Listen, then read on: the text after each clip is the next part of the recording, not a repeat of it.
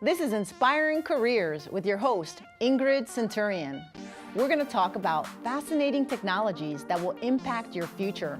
Meet inspiring entrepreneurs and people that are making huge differences in the community and around the world. We're going to share career and life lessons of inspiration and success. Our mission is to inspire our viewers to make a better life for themselves by sharing our stories, our interviews, and documentaries. Please stay tuned as we have incredible guests coming up. Today we have Jerry Caruso with us, a native born from Lynn, Massachusetts. He's been making people laugh for more than a decade. At the age of 12, he would impersonate different celebrities at the St. Patrick's Elementary Schoolyard. Entering high school, he didn't lose his sense of humor as he continued to make students laugh at St. Mary's. Being the life of the party, both junior and senior years, Caruso would MC all sports pep rallies, entertain students on the school grounds, and was the feature act at the senior class banquet. At the age of 24, he placed third in the WVBF Class Clown Contest out of 100 entrants. After this, he dove into the world of comedy for a short while by performing at 4 open mic nights at the Ding Ho in Cambridge. Finally, at 38, he decided to enter the world of comedy by performing at Nick's Comedy Stop in Boston. We have him here with us today, and he's going to make us laugh. Thank you for being here today. Thanks for having me. I want to hear all about your career. I mean, I just told everybody how it all started. And you are known for impersonations. Well, partially that and songwriting and just jokes about me. Jokes about being Italian. Jokes like self-deprecation, which is so important because, you know, in this PC world, you can't do much of anything, supposedly, these people. And I just make fun of myself because nobody can say, oh, you're making fun of yourself. Well, that's okay, you know. So what's this impersonation? Who do you do? Well, who do I do? Well, you know, it depends. You know, some obscure characters. Like I do a little Bill Clinton. It's great to be here, and hope you want a job as an intern. You know, that's one of them. I always. Well, let me keep talking to Bill Clinton. You like that? I'd like to interview Bill Clinton. You sure can, because I got a job for you. I just love it. I just love it. And people love that impression. It never gets old, and everybody knows he's still around. And he's got Hillary, and he's got the Democrats. God help him, you know. But I just love it. It's just a great thing. What questions you got for me there? How do you like the winters here in Boston?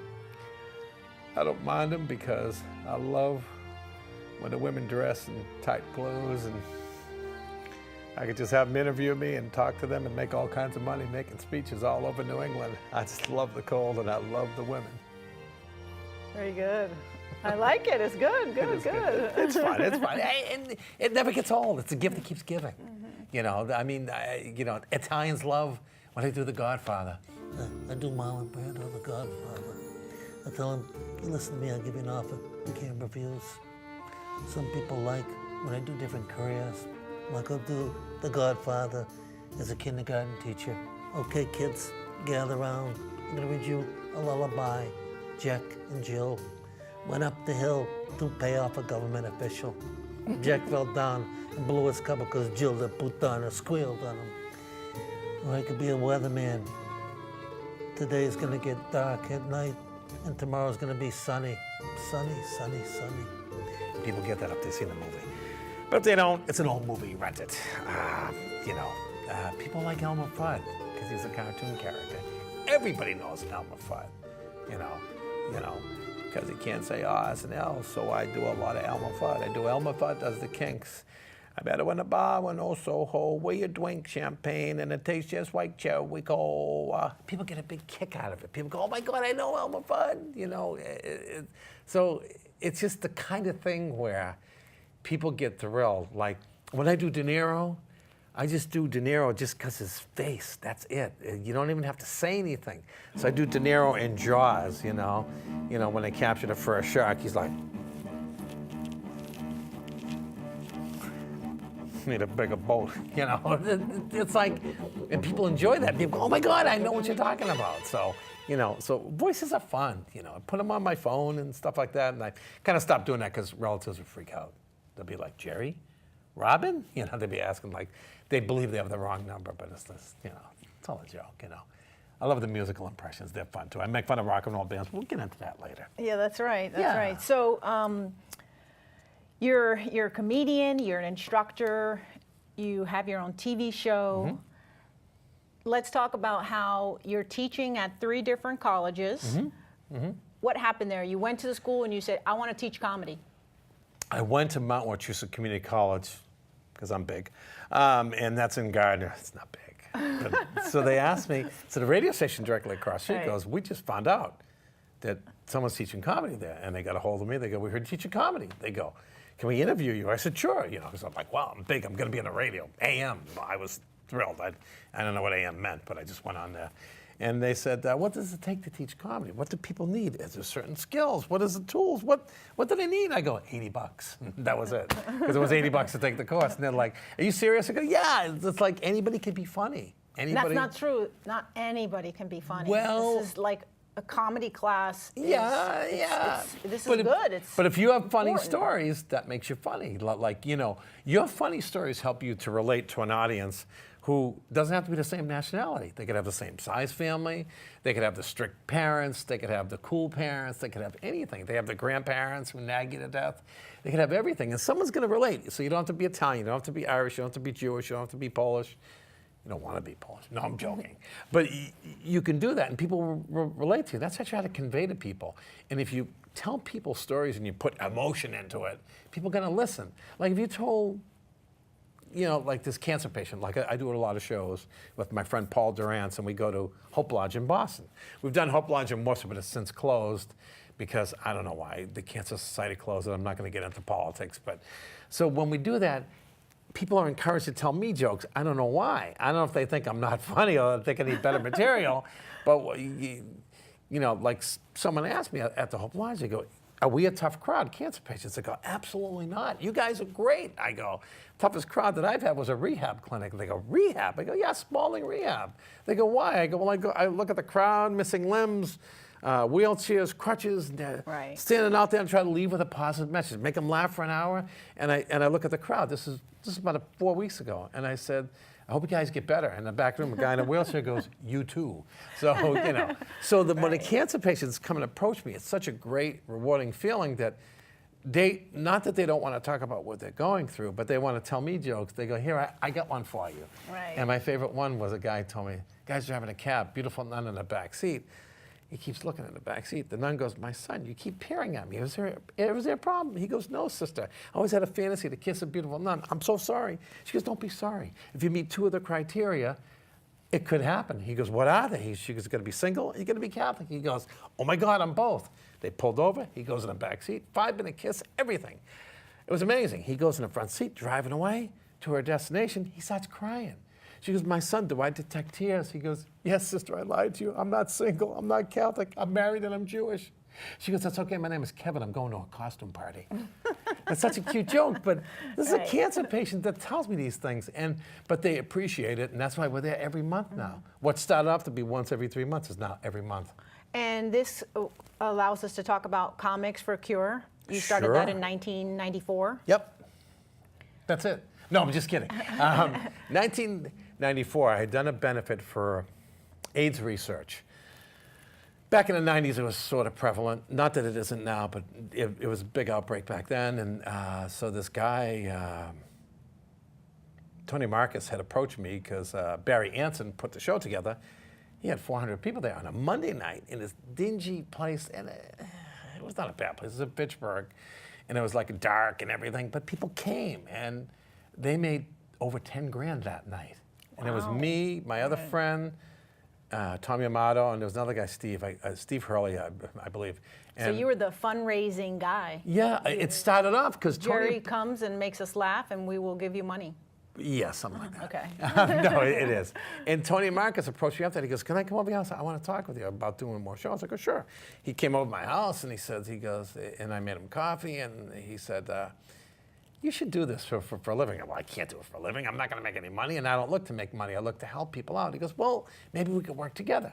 comics for something. I go, I don't know, comics for a cure. He goes, oh my God, that rings. And from that day on, he started to book shows, and I would entertain at them, get other comics. We raised money for a lot of different charities and a lot of So localized. he was your event planner. Yeah. You know, it's like perfect match. yeah, Your event planner has the yep. connections. You're the entertainment. Yep. And you're on tour. He was so good at doing it, and then he didn't break away, but he had moved away, and I go, okay, I'll have to carry the ball. And I did, and did it solo. And I mean, I still do. I have guys that help me out to get shows, but I do a bulk of them. I do all the planning. And so a lot of the photos that we were looking at earlier, those are all the events you've gone to. Yep. Many of them were for comics for a cure. Yep. You also did a lot of veteran events. Oh, God, as well. tons of them, yeah. Love doing them. Friends of Fitchburg Veterans, there's a wonderful group run by Michelle Marino, and they help all local veterans with services and stuff, which I think is a wonderful thing. Veterans Incorporated I've done stuff for, and I still do Clear Path, which they're located in Devons, and they do a lot for different veterans. And then Mike Cooley and his Bar Monument Tap in Leominster does a lot with a guy named John Churcher, who does phenomenal work. He gets gift cards and stuff from Bose for veterans, and every day he's giving them out. And he gave me a headset. I go, what'd you do that for? He goes, for all you do. I go, I don't want it. He goes, you're gonna have to take it or you're gonna hurt my feelings. So we constantly do shows for veterans, firefighters, police, and first responders for appreciation.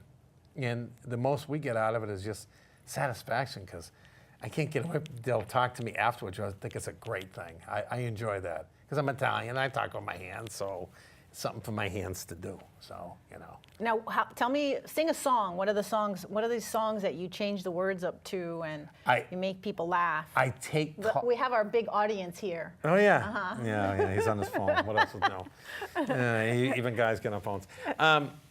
One of my favorite, one that's been a favorite, and it's ironic. We did a show for a guy, Bill Sims, God rest his soul. He passed away, he lost his battle with cancer. His girlfriend still want to have the show. The family still want to have the show as a night of appreciation. I didn't know they were rock heads. They were Metallica fans. So I make fun of aging bands. That's part of my shtick. And one of them that's one of the biggest hits is Metallica Growing Older. Okay. So I go, as I walk down to the mailbox, what do I see? A coupon for some denture cream, a card from ARP. So I say to myself, you're elderly. Well, here I am. I've got to go again. Here I am while I'm up on the stage. There I go in my adult diapers again. And I know it's old age. And they went crazy because they said he's a Metallica fan. And I knew after I walked in the door, my friend goes, you're definitely going to do that. And it's really fun because some are really short and they get to the point, like, you know, because there's so many bands with classic rock that come back, and my point is I'm 18 and I'm listening to these bands who are in their 20s, maybe 30s. How old are they now? They're 50s, 60s, and 70s. I say, stop singing about sex, drugs, and rock and roll. Sing about the truth for over 50. No sex, meds, and Social Security. So I take that and I change songs. Like Van Halen's easy. All I do is Anima, you know, and you know, instead of Panama. And people go, oh my God, I get it. You know, I go, well, I hope so. You know, so there are certain one, Meatloaf, everybody knows, you took my dentures out of my mouth, you know, and that's all I have to say, and they get it. They go, I know that song. Must have been when you were kissing me, you know. So it's all in fun, and people enjoy it. I'm not hurting anybody, and it's all clean, and it's all true. And the problem is, people come up to me and go, I hate you. I go, why? What'd I do? They go, I hear these songs, and I hear your words now instead of their words. You know, so it's really funny. So you're making them laugh at the event, and now when they hear that song every single time. Oh God, they go crazy. They will never forget that. People want to sue me. They go, oh my God, I hate you. I just don't remember the words anymore. I go, well, I've done my job. I'm in your head now. So. You know. So tell me about your lazy eye. My lazy eye, I've had it all my life. Don't get on me for it. But I always tell people when I was 7 years old, I gathered my family all in a room, my Italian family. I'm big Italian, you can tell. family and friends, probably about 30 people in our living room, and I said the following to them. I go, friends, family, you all know this. I have a lazy eye. I says, but I tell you what, I'm not going to do anything. God made me this way. No meds, no surgery, no specialist, ophthalmologist, optometrist, nothing. Take me the way I am. In the back room, my uncle screams out, Jerry, we're right behind you. By the way, we're over here. So, because of lazy eye. But then I met my wife. We've been married 35 years. And when I met her 4 months into it, I said, let's get married. We make good partners. But one thing stopped me. She goes, what's that? I go, this. She goes, what do you mean this? I go, the lazy eye.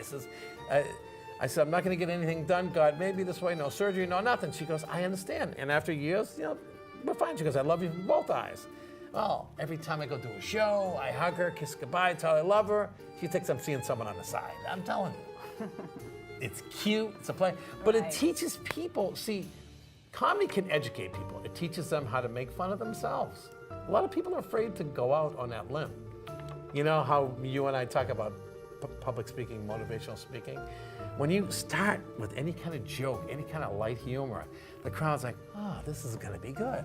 Doesn't mean you have to be funny the rest of the time, but you already won them over. Okay, now let me listen to her message or his message, and that's what makes it fun. I keep thinking about your college class where you're teaching comedy. Yep. What kind of people show up? Oh my God. Tell me a little bit about, okay, I want to be funny, I'm going to go to this class. I've had students as young as 8th grade. I've had high school. I've had college. I've had managers. I've had nurses. I have a guy that worked at Dunkin' Donuts. I've had a private investigator. His wife's. I said, why are you taking a course? Because you're funny. He goes, no, my wife wants me out of the house. She goes, I'm 24/7 private investigator. Get out, don't come back till you do something different. And he did that, and he had fun. My oldest student has been 85, and I had a guy. Tell me about your oldest student. Oh, he was great. Italian guy. He just, he'll say, he's like an old vaudeville act, but his name is Joe, and he's very funny, and he's afraid to make that step. I go, you've already entertained it. You come on my cable show, you did good, and you come in like part of the class is 5 weeks of class, then one in the coming weeks, 2 or 3 weeks, I had him on my cable show in Athol, because I'm big, folks, AOTV, and they come and perform there in front of each other, so they have them and their friends and family, and then weeks later, I'll plan a show at a neutral site where they could come, again, invite family and friends and do their thing. So what kind of tests do you give them? None. I just tell them, I'll tell them, my only homework to them is write a joke, or the first assignment I'll give them is write premises, like, what topics you think are funny? What popular topics do you want to talk about? Oh, I'd like to talk about my in-laws, or I'd like to talk about 3-year-olds, or I'd like to talk about my job, or I'd like to, and then 1 week I'll say, write a joke, and just write it out as full as you want, and then when you come to class, we'll tear it apart and take away unnecessary words, see what other students and I have to say about your joke, how to make it better, and they learn from that. And then I tell them, like the very last class, prepare at least 3 minutes. And they do it, and they'll have 3 minutes of comedy. Some longer, some a little shorter. So I think a lot of people should be going to your class. Yeah. Because there's a lot of managers out there and people in the workplace who have no sense of humor, and they need to lighten up. Oh, God, yeah, and it's the greatest thing. Plus, it teaches people, people can work together because people in these classes become friends. And it's they meet after class, or they meet before the class, and they'll become friends, and they'll help each other in comedy. So it teaches them teamwork. It also teaches them, the biggest fears in life is death and taxes, figures 1 and 2. Number 1 is public speaking. I take death and taxes 1 and 2 over that. But I like talking in front of people. And people say, does it bother you because you have a lazy eye? I go, no, because once I get into it, and they go, were you looking at me? I go, it doesn't matter. If I do crowd work, I say, how are you? And she'll say, fine, or how you doing, ma'am? And he'll say, good. It's like it, but it makes it funny, and they loosen up after that, And plus with these courses, to be funny, it may help them. Like DJs will take my course. Like I've had a few DJs. Because they just like, here's a record, I'm gonna play this. This is, you don't have to say anything. They just play music. But when they ask them to interact, some cannot interact. This woman goes, I cannot interact in front of people. I go, you have to, you're a DJ. Isn't that what you gotta do? She goes, yeah, but they just asked me to play the music. I'll say, okay, and now some words from the father of the bride, and that's it. Like, come on, you could spice it up. So they learn too. And I mean, I know there's jokes, right? And there's joke books. Yep. But a lot of times it's the delivery of the joke. Oh, absolutely. And someone can really mess up Yeah. a joke by Yep. not delivering it well. Yep. I teach them how to do that. And I said, that's where emotion is involved. If you want to put a voice in, like, you don't have to impersonate anybody in particular. You can say, then my mailman said, oh my God, I can't do this. You know, then people are going to get the picture. Like, it's a poor example, but it's a good example. Bill Cosby, who was one of the most popular comics until What Happened, I like the joke they say about him. You can book either this great comic or him, but he's booked for the next 3 to 10 years. It's a good joke.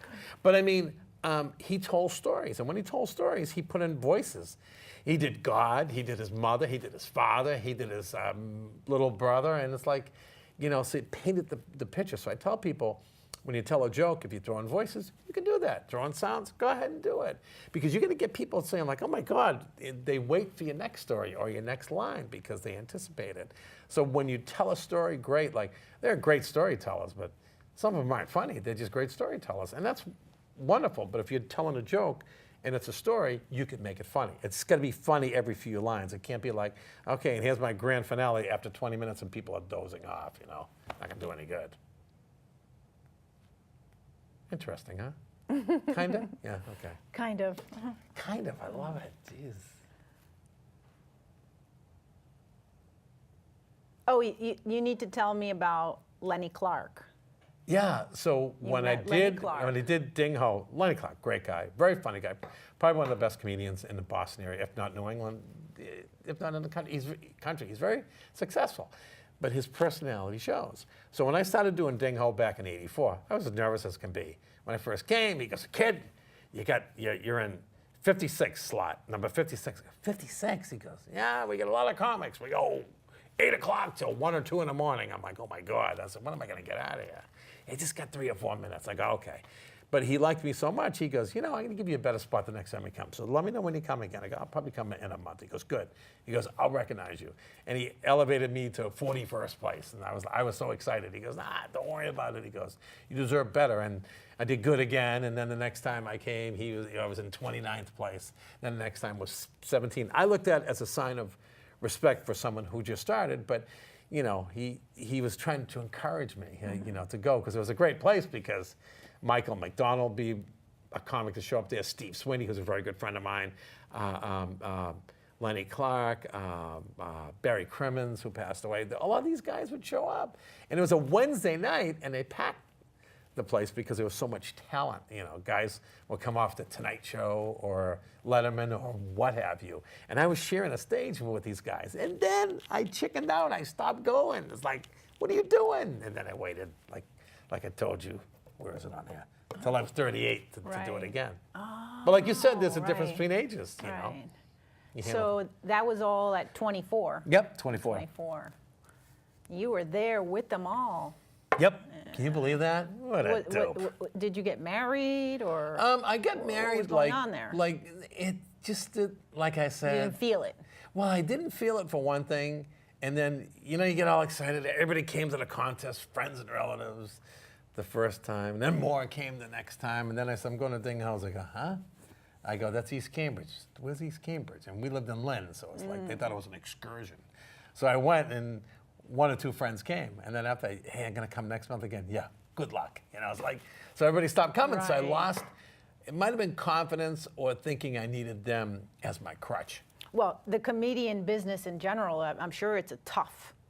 I'll tell you it's tough, I'll tell you. Yeah, it's tough. Right. But it is tough. And how do you keep that motivation? How do you keep going? How do you, you know? It's not, I say it's not that difficult, because I love doing it. You have to love doing it. When things you do, like what you do, motivational speaking. When it becomes a job and you don't like it anymore, it's like going to a job saying, I'm going to punch a clock, I'm in at 7, I'm out at 3, yep, then I'll go home. Then I'm coming back in tomorrow, and it becomes a routine. Comedy, I look forward to it. I look forward to any venue. We had a venue recently where they're raising money for a baby, and the baby got better, which thank God, by the grace of God, the baby was healed by treatments from one of the local great Boston hospitals. And she didn't promote it that well. She had like 15 to 18 people. She goes, you still want to do it? I go, absolutely. Right. I lambasted every person in that place, especially her. And who's been the most difficult group? Like, have you ever been in front of a group and you're just like, these guys will not laugh? No, they always laugh. Stop it. Yeah, there's been times with his groups where, like when I first had to understand cancer patients, which was a real challenge in a sense where they were laughing to a point and smiling, and I'd be like, oh, well, it was an okay show. Then they come up to me afterwards and say, like, please don't take it as a bad thing. We really liked you, we enjoyed you, me and my family. We smile a lot because it hurts to laugh, and I felt like crying. She goes, no, it's like, you made our day, and you may not get the same reaction that you do out of normal audiences. So it's like the kind of thing where you got to adapt to it. So what I do when I hit shows like that, I just heighten my energy more and more and more so that they're going to listen, and eventually they're going to laugh, but they're going to say to themselves like, wow, there's only 20 of us here, and he treats us like it's 200 or 2,000. And that's what I'll do. I mean, the toughest show was a dental hygienist, because it was at University of Lowell. It's just the weirdest thing. They were in a big place, and it was like some auditorium that seated like 2,000 people. So when you get 200, they're spread out all over the place. Some in the cheap seats, some underneath the stage. I mean, it was so goofy. But I really tried hard. But then the woman that hired me she goes, you were good. I hated the other two guys. I go, oh, okay, But it was a kind of thing. If you have an audience, it's like when you speak. You know who's listening to you. Exactly. You can tell. You know, those faces, some of those faces look really mean. Right. And others are on their phone. Right. You have a bad habit of playing to them because you know that's your audience. Like if it's this side of the room, not like you're not going to do this side of the room, but you're going to be like, let me go back here. So, but it was so hard for that dental hygienist show because here we are, I'm trying to make people laugh, and there's nothing I could concentrate on because there were 5 here, 7 here, 9 here, 2 here. They were too spread out. But I just kept trying, and people give me that credit. They go, you don't give up. I go, nope. I never mail it in. The audience knows when you're mailing it in and when you're going through the motions. They really know whether you're speaking, whether you're teaching. Like people take my class, they have fun in my class because I'll act out because I'm trying to make a point to them. Or I'll start picking on students, like jokingly. And sometimes parents come, if they're younger kids, and they go, I'm just gonna come one class. Then they wind up staying the whole class. I go, wait a minute, you guys gotta pay. Oh, we can't pay, I have to give my son a ride. I go, so drop him off, 2 hours later, you pick him up. And they say, no, I wanna come to this, and they become a part of it. And then the kids are like this, they go, why'd you tell us you could stay, I was thinking back to your class again. Yeah. How many have failed? All of them? No. Failed? No one fails because, stop. You tell people to take my class and they say they're all failing. No one fails because they get what they put into it. Like some people say, all I wanted to do is take your class and get on the stage once. And not counting the cable show appearance, we'll have a show at, like I said, some neutral place, some place I play at a lot. One place was Destari. It was a nice place, and now it's closed down. But anyway, when we were there, they had a stage. They had thick chairs like sofas. It was really cool. It was they say it's taken from a European type of atmosphere, which I never went to Europe and there are couches all over the place. Maybe it's me. I went to the wrong part. But they'd sit there and they'd be comfortable. But these people would get that out of that. Some go further. Dennis Worth, Bill Slummer, Kristen O'Brien, Rich McCabe, Paul Durant's. I mean, there's certain people that want to take it further and keep doing it and doing it and doing it, and that's great. For being on the show with me today and sharing it went by your this story. fast? I've exceeded my time like I always do. Oh my God, I did, I'm sorry.